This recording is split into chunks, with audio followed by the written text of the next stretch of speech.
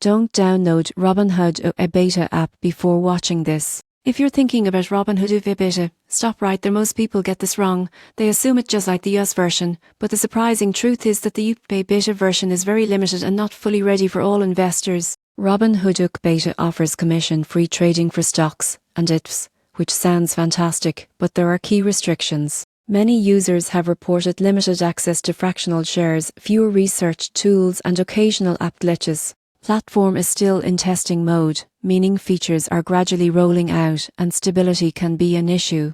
Another thing most people overlook is account types. In the UK, Robinhood beta only supports standard trading accounts for now, no ISA or SIP support yet. That's a big deal if you're trying to maximize tax-efficient investing, because ISAs and SIPs are essential for long-term growth without heavy tax burdens. Security is another important factor. While Robinhood uses standard encryption and FCA oversight, beta apps are always riskier than fully launched platforms. Users have reported occasional login issues and delayed support responses. If you're storing significant funds, this is something you need to consider carefully. The surprising truth is that Robinhood UK beta is best suited for investors who want to experiment with low-cost trading but are prepared for limitations and potential technical hiccups. Beginners who expect a full-featured, polished experience may be frustrated. In conclusion, don't download Robinhood UK beta if you need a complete, reliable investing platform right now. It's ideal for tech-savvy investors who are comfortable testing a beta,